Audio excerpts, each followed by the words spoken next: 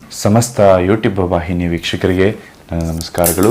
ವೀಕ್ಷಕರೇ, ಇಂದಿನ ಈ ಒಂದು ಸಂಚಿಕೆಯಲ್ಲಿ ವಿಶೇಷವಾದಂತಹ ವಶೀಕರಣ ತಂತ್ರವನ್ನು ನಾನು ನಿಮಗೆ ತಿಳಿಸ್ಕೊಡ್ತಾ ಇದ್ದೇನೆ. ನೀವಿನ್ನು ನಮ್ಮ ಯೂಟ್ಯೂಬ್ ಚಾನಲ್ಗೆ ಸಬ್ಸ್ಕ್ರೈಬ್ ಮಾಡಿಲ್ಲ ಅಂದರೆ ಈ ಕೂಡಲೇ ಸಬ್ಸ್ಕ್ರೈಬ್ ಮಾಡಿಕೊಂಡು ಪಕ್ಕದಲ್ಲಿರುವಂತಹ ಬೆಲ್ ಐಕಾನ್ ಕೂಡ ಕ್ಲಿಕ್ ಮಾಡಿಕೊಳ್ಳಿ. ಇದರಿಂದ ನಾವು ಮಾಡುವಂತಹ ವಿಡಿಯೋಗಳನ್ನು ಮೊದಲು ನೀವೇ ನೋಡ್ಬೋದು. ಹಾಗೆಯೇ ನಿಮ್ಮ ಜೀವನದಲ್ಲಿ ಯಾವುದೇ ರೀತಿಯಾದಂತಹ ಕಠಿಣ ಸಮಸ್ಯೆಗಳು ನಿಮ್ಮನ್ನು ಕಾಡ್ತಾ ಇದ್ದರೆ ಸ್ಕ್ರೀನ್ ಮೇಲೆ ನಮ್ಮ ನಂಬರ್ ಬರ್ತಾ ಇದೆ, ಕರೆ ಮಾಡಿ ಶೀಘ್ರದಲ್ಲೇ ಶತಸಿದ್ಧ ಶಾಶ್ವತ ಪರಿಹಾರ ಮಾಡಿಕೊಳ್ಳಲಾಗ್ತದೆ. ಹಾಗೆಯೇ ಮೊದಲನೇದಾಗಿ ತಡ ಮಾಡದೆ ಈ ಒಂದು ವಶೀಕರಣ ತಂತ್ರವನ್ನು ನಾನು ನಿಮಗೆ ತಿಳಿಸ್ಕೊಡ್ತಾ ಇದ್ದೇನೆ. ವೀಕ್ಷಕರೇ, ನೀವು ಒಂದು ಬಿಳಿಯ ಹಾಳೆಯನ್ನು, ಈ ರೀತಿಯಾದಂತಹ ಹಾಳೆಯನ್ನು ತೆಗೆದುಕೊಂಡು ಆ ಹಾಳೆಯ ಮೇಲೆ ನೀವು ಯಾರನ್ನು ವಶೀಕರಣ ಮಾಡ್ಕೋಬೇಕು ಅಂತಿರ್ತೀರಲ್ಲ ಅವರ ಹೆಸರನ್ನು ಈ ರೀತಿಯಾಗಿ ಬರೆದುಕೊಳ್ಳಿ. ವೀಕ್ಷಕರೇ, ಈ ರೀತಿಯಾಗಿ ಬರೆದುಕೊಳ್ಳಿ, ಅವರ ಹೆಸರನ್ನು ಬರೆದುಕೊಳ್ಳಿ. ಒಂದು ಬಿಳಿಯ ಹಾಳೆಯ ಮೇಲೆ ಅವರ ಹೆಸರನ್ನು ಬರೆದುಕೊಂಡ ನಂತರದಲ್ಲಿ ನಾನು ಹೇಳುವಂತಹ ಒಂದು ಮಂತ್ರವನ್ನು ಬರ್ಕೊಳ್ಳಿ. ಓಂ ವಶೀಕರಣಂ ಶ್ರೀಂ ವಶೀಕರಣಂ ಕಾರ್ಯಸಿದ್ಧಿ ವಶೀಕರಣಂ. ನೋಡಿ ವೀಕ್ಷಕರೇ, ಈ ರೀತಿಯಾಗಿ ಬರ್ಕೋಬೇಕಾಗುತ್ತೆ. ನಾನು ನಿಮಗೆ ಇಲ್ಲಿ ಹೇಳಿದಂತಹ ಮಂತ್ರವನ್ನು ಇಲ್ಲಿ ನೋಡಿ ಯಾವ ರೀತಿಯಾಗಿ ತೋರಿಸ್ಕೋಬೇಕು ಅಂತ ಹೇಳಿ ನಾನೀಗ ತೋರಿಸ್ಕೊಡ್ತಾ ಇದ್ದೇನೆ. ನೋಡಿ, ಈ ರೀತಿಯಾಗಿರಬೇಕು ವೀಕ್ಷಕರೇ. ಇಲ್ಲಿ ನೋಡಿ,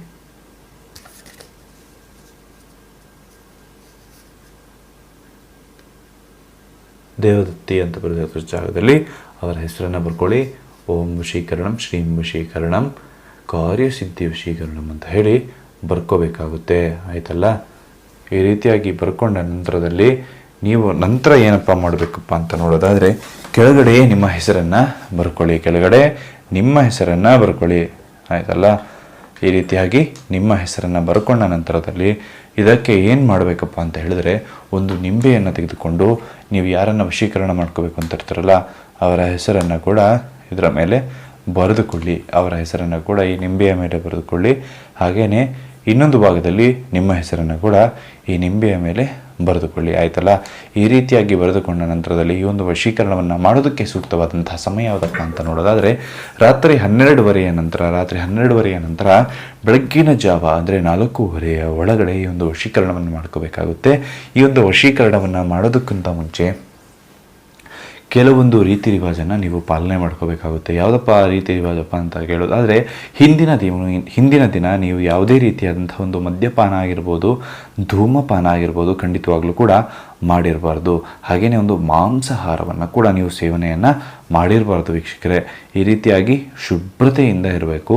1 ದಿನಗಳ ಕಾಲ ಶುಭ್ರತೆಯಿಂದ ನಿದ್ದ ನಂತರ ರಾತ್ರಿ 12 ಗಂಟೆಗೆ ಎದ್ದು ಸ್ನಾನವನ್ನು ಮಾಡಿ ಒಂದು ಮಡಿಯನ್ನು ಧರಿಸಿಕೊಂಡು ಈ ಒಂದು ವಶೀಕರಣವನ್ನು ಖಂಡಿತವಾಗ್ಲೂ ಕೂಡ ನೀವು ಮಾಡ್ಕೋಬೇಕಾಗುತ್ತೆ. ಒಂದು ಬಿಳಿಯ ಹಾಳೆಯ ಮೇಲೆ ಈ ರೀತಿಯಾಗಿ ಬರೆದುಕೊಂಡ ನಂತರದಲ್ಲಿ ಒಂದು ನಿಂಬೆಹಣ್ಣನ್ನು ಕೂಡ ಈ ರೀತಿಯಾಗಿ ಇಟ್ಟುಕೊಂಡು ಈ ಒಂದು ಮಂತ್ರವನ್ನು ನೀವು ಜಪವನ್ನು ಮಾಡ್ಕೋಬೇಕಾಗುತ್ತೆ. ಯಾವುದಪ್ಪ ಮಂತ್ರ?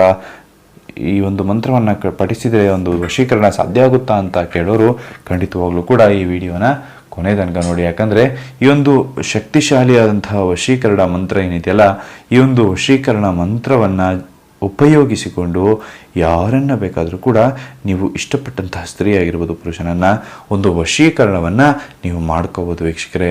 ಹಾಗೆಯೇ ಒಂದು ವಿಶೇಷವಾದಂತಹ ಸೂಚನೆ ಏನೆಂದರೆ, ಈ ಒಂದು ವಶೀಕರಣವನ್ನು ಯಾವುದೇ ರೀತಿಯಾದಂತಹ ಕೆಟ್ಟ ಕೆಲಸಗಳಿಗೆ ಉಪಯೋಗಿಸೋದಕ್ಕೆ ಹೋಗಬೇಡಿ. ಕೇವಲ ಒಳ್ಳೆಯ ಕೆಲಸಗಳಿಗೆ ಮಾತ್ರ ಉಪಯೋಗಿಸಿ. ನಿಮ್ಮ ಪ್ರೀತಿ ನಿಮ್ಮಿಂದ ದೂರವಾಗಿದ್ದರೆ ಅಥವಾ ನಿಮ್ಮ ಪ್ರೀತಿಯನ್ನು ನೀವು ಕಳೆದುಕೊಂಡಿದ್ದರೆ ಅದನ್ನು ಹಿಂಪಡೆಯೋದಕ್ಕೆ ಮಾತ್ರ ಇದನ್ನು ಉಪಯೋಗಿಸಬೇಕಾಗುತ್ತೆ. ಯಾವುದಪ್ಪ ಈ ಮಂತ್ರ ಅಂತ ನೋಡೋದಾದರೆ, ಓಂ ಹ್ರೀಂ ಮಹಾಕಾಮರೂಪಿಣಿ ವಶಂ ಸ್ವಾಹ. ಓಂ ಹ್ರೀಂ ಮಹಾಕಾಮರೂಪಿಣಿ ವಶಂ ಸ್ವಾಹ. ಆಯ್ತಲ್ಲ?